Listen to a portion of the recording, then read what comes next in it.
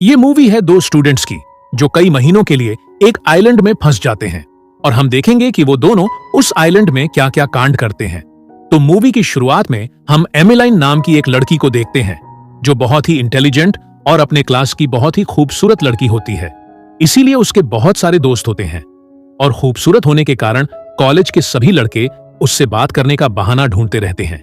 और वहीं दूसरी तरफ हम डीन नाम के एक लड़के को देखते हैं जो एमिलाइन के तुलना में काफी आलसी होता है, जिसकी वजह से कॉलेज में उसका कोई भी दोस्त नहीं होता।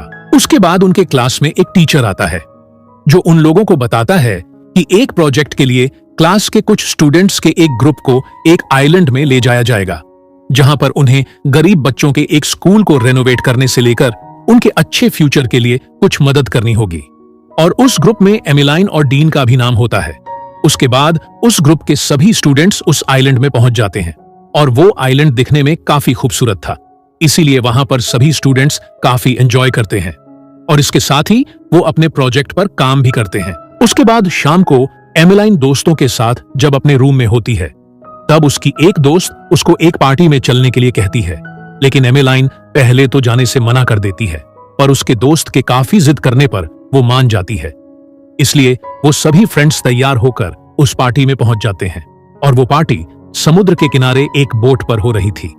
लेकिन यहां पर कुछ स्टूडेंट्स ड्रग्स लेकर अपने पार्टनर के साथ एंजॉय कर रहे थे और अब इस बोट में एमिलाइन और डीन दोनों ही होते हैं और उन्हें ये सब देखकर काफी अजीब लगता है।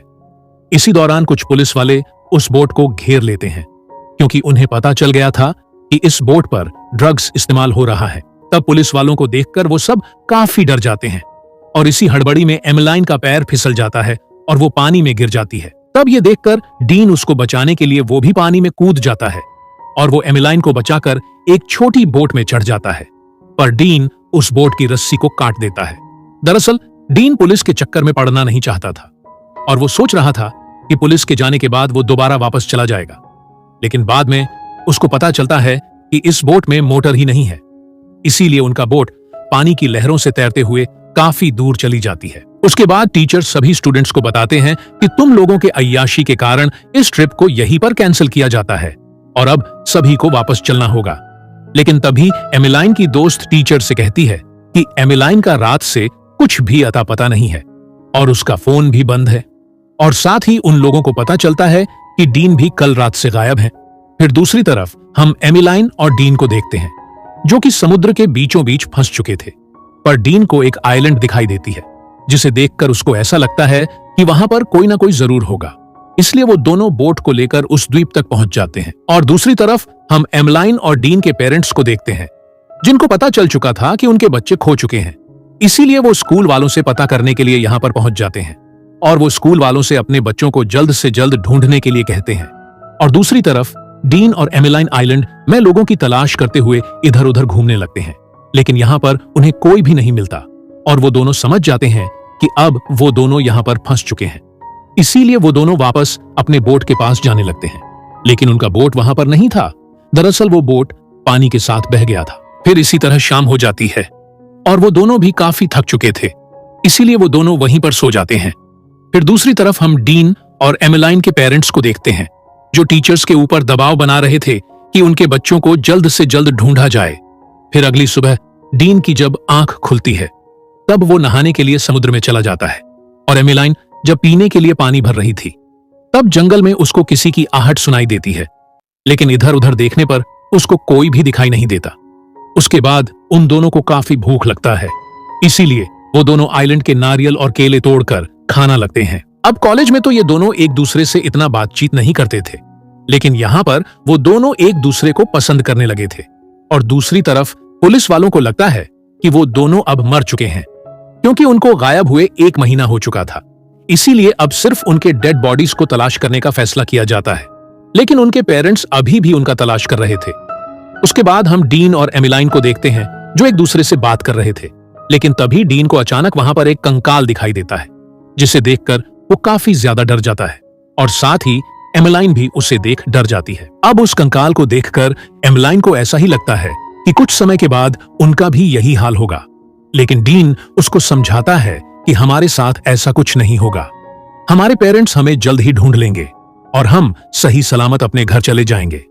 अब डीन की बातें सुनकर एमिलाइन को थोड़ा अच्छा लगता है और बातों ही बातों में वो दोनों एक दूसरे के करीब आ जाते हैं और किस करने लगते हैं।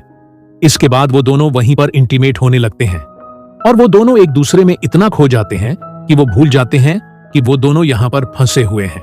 फिर अगली सुबह एमिलाइन की जब आंखें खुलती हैं, तब वो देखती है कि डीन यहां पर नहीं है, जिससे वो काफी ज्यादा डर जाती है और वो उसको ढूंढने के लिए जंगल में जाने लगती है। उसके बाद वो उस जगह पर पहुंच जाती है जहां डीन एक गड्ढा खोद रहा था ताकि वो उस कंकाल को दफना सके। लेकिन एमिलाइन डीन के ऊपर काफी गुस्सा करने लगती है कि वो उसको बिना बताए ऐसे कैसे आ सकता है। अब डीन पर गुस्सा करते हुए एमिलाइन अचानक एक गड्ढे में गिर जाती है, जिससे उसके घुटने में काफी ज्यादा चोट लग जाती है। अब डीन उसको बैठाकर उसके चोट को अच्छे से साफ करने लगता है। उसके बाद एमिलाइन अपने कपड़े उतार देती है और वो दोनों नहाने के लिए चले जाते हैं। फिर अगले सीन में हम देखते हैं कि एमिलाइन डीन से उसकी मां के बारे में पूछती है। तब वो उसको बताता है कि मेरी मां अब इस दुनिया में नहीं रही और वो अपनी मां के मरने का कारण खुद को ही मानता है, क्योंकि बचपन में उसकी गलती की वजह से ही उसकी मां की मौत हो गई थी। इसीलिए वो बचपन से ही अकेला रहना पसंद करता है और साथ ही वो अपनी मां के अंतिम संस्कार पे भी नहीं जा पाया था। इसीलिए वो इस कंकाल को दफनाकर अपनी मां को याद कर रहा था।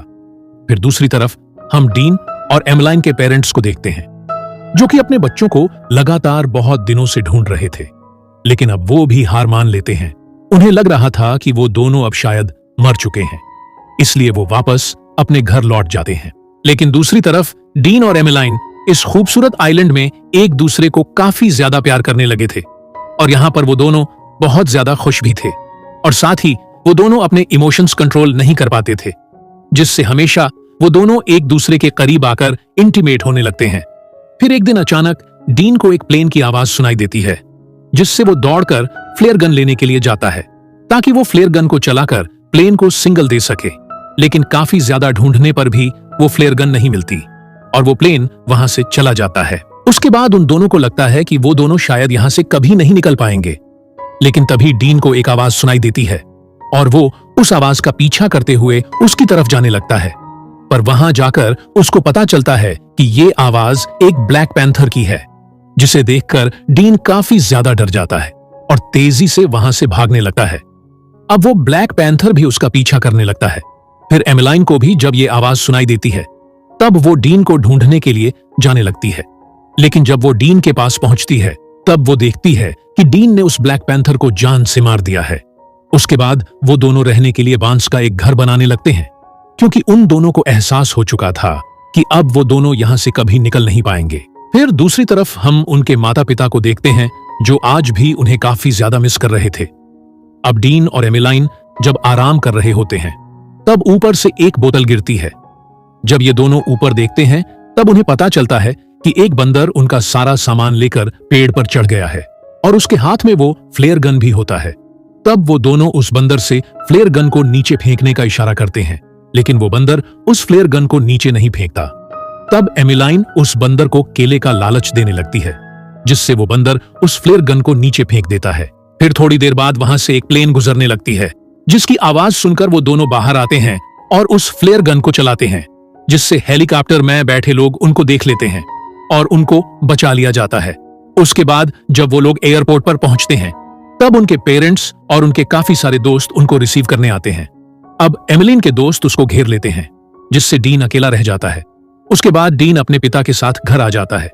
फिर रात को डीन एमिलाइन से मिलने के लिए उसके घर जाता है, लेकिन एमिलाइन उससे अच्छे से बात नहीं करती और उसको करीब आने से भी रोकती है। फिर वो डीन से कहती है कि मेरे घर आने की खुशी में मेरे पेरेंट्स ने एक पार्टी दी है, इसीलिए कल तुम पार्टी में जरूर आना। फिर अगले दिन पार्टी में डीन पहुंच जाता है, पर वो देखता है कि एमिलाइन अपने दोस्तों के साथ ही बिजी है और वो उसको इग्नोर कर रही है, जिससे उसको काफी बुरा लगता है और वो फिर से अकेले रहने लग जाता है। पर एक दिन एमिलाइन को अपनी गलती का एहसास हो जाता है, इसलिए वो डीन को मनाने के लिए उसको कॉल करने लगती है, लेकिन इस बार डीन उसको इग्नोर कर देता है। फिर अगले सीन में हम देखते हैं कि स्टूडेंट्स की प्रॉम्प्ट पार्टी चल रही थी, जहां पर एमिलाइन भी होती है, और दूसरी तरफ डीन को देखते हैं, जो अब भी एमिलाइन को भुला नहीं पा रहा था। इसीलिए वो तैयार होकर उस प्रॉम्प्ट में जाता है।